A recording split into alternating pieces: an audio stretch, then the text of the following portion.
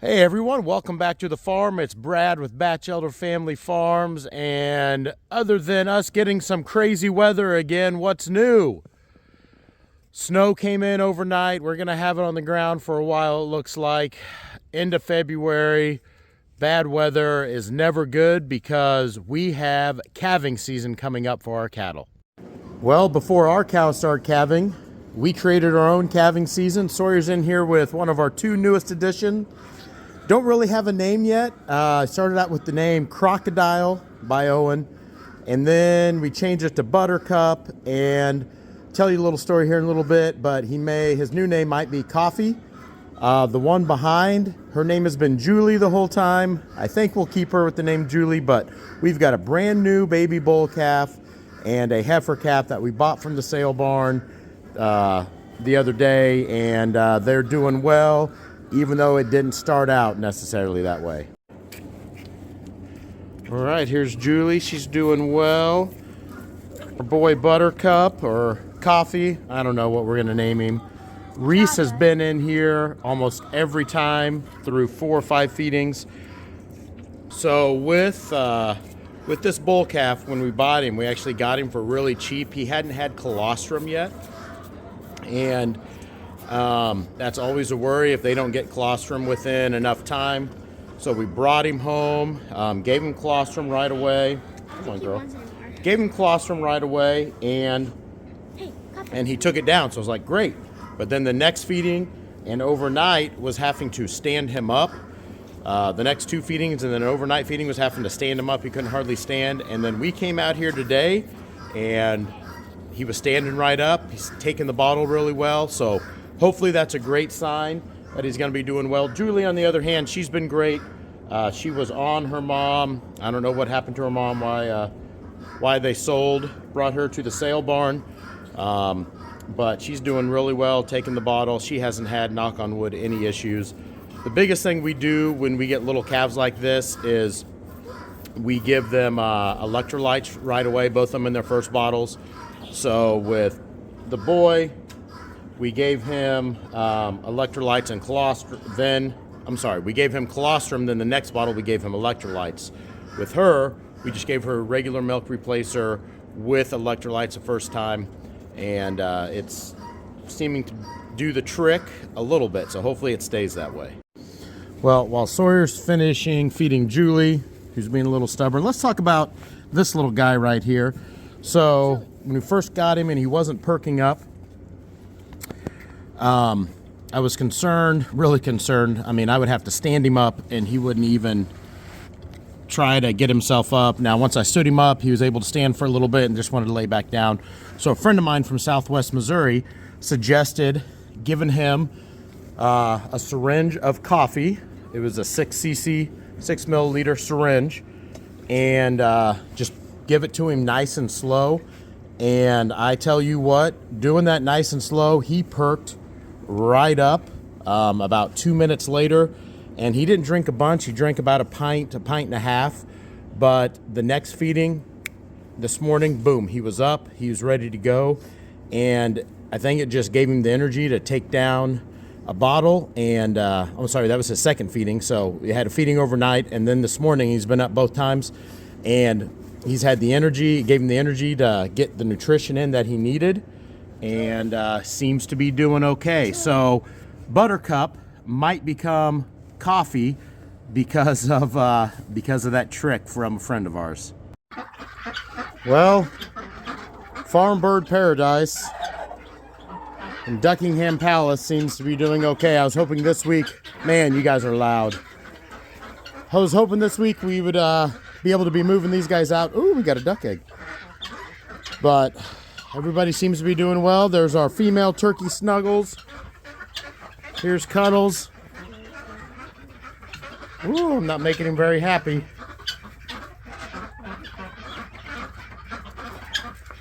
But they're doing well. We'll keep them down here until this bad weather clears. What do you think, Cuddles? Is that okay with you? I'm gonna try to sneak in here real quick.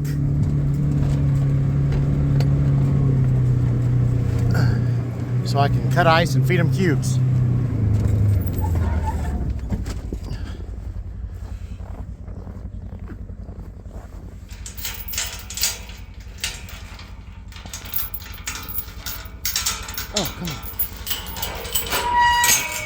Here they come.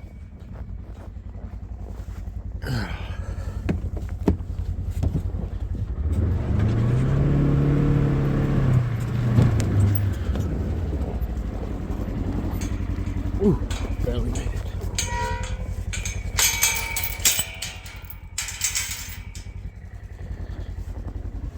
All right, I'll get you. I promise, I got it. Okay, they're all here. They look happy. Well, as happy as you can be for it being -4 with wind chill. All right, let's get you some cubes. They're all fed. So something, I've always done this with cattle. When I get snow, I drive, I make tracks, and I come back and put the cubes in. They just don't have to dig down as far. Really doesn't affect the bison as much as it does the cows, just observation. But what I noticed is up here, and this is Phyllis up here, our boss cow, and then whenever I drive, Chief, our big bull, follows me, but as I drive back, it spreads everybody else out more.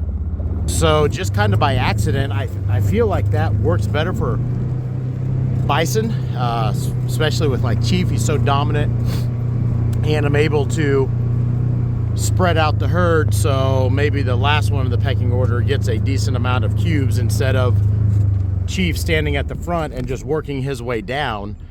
He goes all the way to the end, and then the other ones spread out pretty quickly and seem to get more cubes. Except for a beautiful girl, Phyllis. She just stays wherever she wants and gets whatever amount of cubes she wants, don't you, girl? Look at her. I think she's pregnant. She's starting to show a little bit on the right side over here. Her belly's even that, or she's super healthy. She's 3 years old this year. So I'm sorry, she will be 4 this year. So she should have her first calf in May, June. She's definitely showing some signs. So hopefully Phyllis is bringing us her first calf. I'm really excited to see what she's going to be like whenever she has a calf. You don't seem as thrilled, girl. Look back now, you can see they're all spread out, all getting their fair share. Phyllis will start at the beginning and she'll work her way backwards, and her and Chief will still get the majority, but the others seem to be getting a lot more. Now for the fun part, let's go cut some ice. One difference I've mentioned before with cattle and bison, with cattle, I go cut a hole, they go drink out of it. Bison, haven't done that.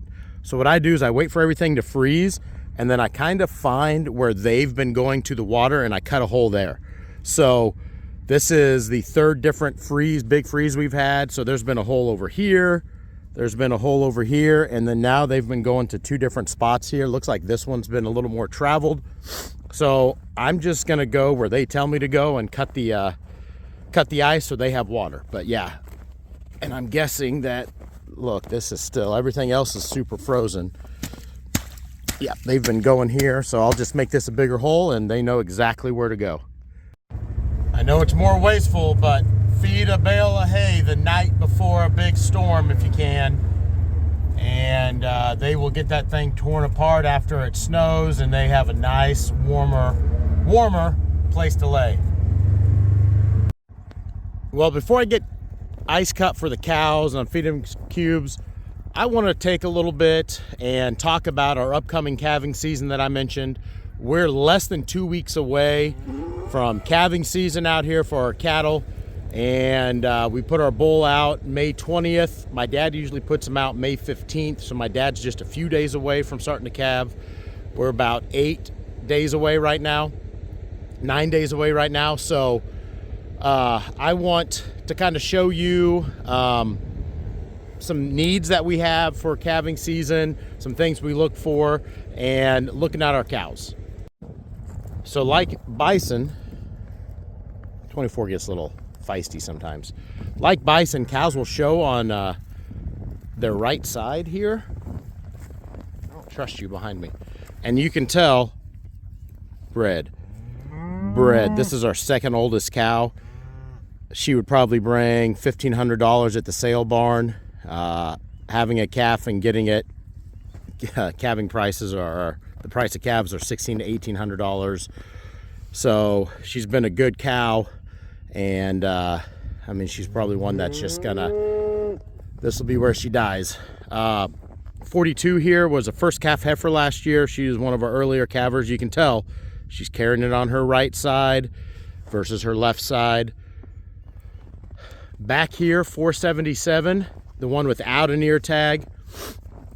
She will be 12 years old this year, and she has had a beautiful calf every single year, but you can tell she's showing, a lot of these cows are showing 14. I was gonna sell her about 4 years ago. She had really bad feet. We trimmed them up a bunch. She had twins, lost them. The next year she didn't calve, so we were gonna get rid of her, and just, it's hard to do whenever you raise them. When I raise some of these from day one, it's just hard to get rid of them. I'm not, guess I'm not a great business person, but we love our animals, and she's a really nice looking cow, and she's had calves each of the last 3 years, and she's gonna have another calf this year. So the other thing we look at is them starting to make their bags. So 28 here isn't really showing a bag.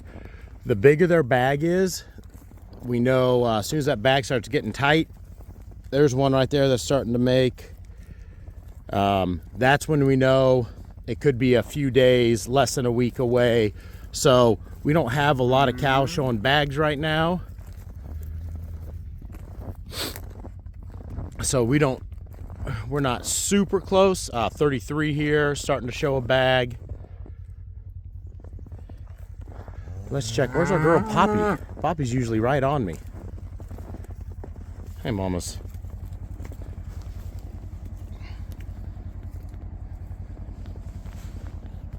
There's Violet, one of our bottle calves that we raised. Violet and Poppy were both bottle calves from our farm here. But the two that we showed you earlier are ones we got from the sale barn. All right, well, now I'm getting worried because I don't see her. Oh, there she is. Woo! You had me worried, girl. You had me worried. So definitely bred, definitely gonna have another baby this year. Let's check her bag. Yeah, look, she could be one of our first ones. It's starting to fill up in the back. Are you gonna be our first one to calve this year, girl? So that's good news. The rest of the girls are looking. Violet, even with her bad knee, has a belly. So just from looks, we don't preg check or anything, but just from looking at them, it looks like we're gonna have, knock on wood, a really good calf crop this year. I'm sure we'll have 5 or 6 bottle calves because we bought 2. The last couple years, I haven't bought any. The kids love to raise them, even though it ends up being me most of the time. But I haven't bought any because a lot of times you end up with 1 or 2 just from something happened, the calf not getting colostrum, something happens to the mom, what long list of things. Could be twins, but we haven't had any the last 2 years. So we're at the sale. Both of them are pretty good price, especially for where bottle calves are selling now. So we got them, and so now I'm sure we're gonna have a whole pin full of bottle calves by the end of the year. But rather make sure we have some for the kids. They're super into the animals right now, and we want to keep that that excitement going. Another thing we look for whenever it comes time to calving. Now, when we're getting close, we look. Technically, I believe bovine can carry their calves on both the right and the left side. Show on the right or the left side, but most of our cows always show on the right side, and I think it's the same with bison. I think that's a bovine thing. We look for the bags, but then the other thing you need besides colostrum and electrolytes and bottles and those types of things I'll talk about is you need to have an area that is good for the cows and the calves. So a big reason we winter the cows, geez, this is the 8th year in a row now we've wintered them in this pasture, is because it is a really, really good calving pasture. So our pond is just over here. They have plenty of water. When all of this starts greening up and we start getting leaves, you've got all these trees, you've got plenty of places for the cows to hide the calves, which they love to do. The whole south side is trees. And I don't know if you can tell or not, but there's a subdivision that sits on the south side of our property, right behind the fence line there. and that is a great deterrent for any predators. So if there's coyotes or anything like that, well, mainly coyotes, I guess, they don't really want to be around people. So having them in this field for us does a really good job. There's no barn. We don't have any running water out here other than that pond. Our creek, I've always loved having it, but now that our neighbor put a big, huge pond up, we don't get any runoff in our creek right now, so we don't have that constant running water. We're not too far away from our barn. If there was an emergency, we had to pick up the calf and take it in, but there's nothing right here. That's the only thing that would be great, would be to have a barn where you can bring the cow and calf inside in case of an emergency. What I've had to do a few times is just pick up the calf, take it inside, get it warm, make sure it has colostrum. Once it warms up and is doing well, bring it back out. The mom's still looking for it, and get it right back on the mom. Hopefully that usually works. Like our cow Poppy, she was a twin, I think. Brought her in, nobody was looking at her. She was covered in mud, gave her colostrum. The next morning she was doing great, took her back out, nobody was paying any attention to her, so she became a bottle calf. But that's typically how we do it. Each farmer has a different, and I guarantee a better system. It's just kind of what works best for us, and so far we've been pretty lucky. One of these years I know we're going to run into bad luck, but we try to have everything ahead of time to be prepared.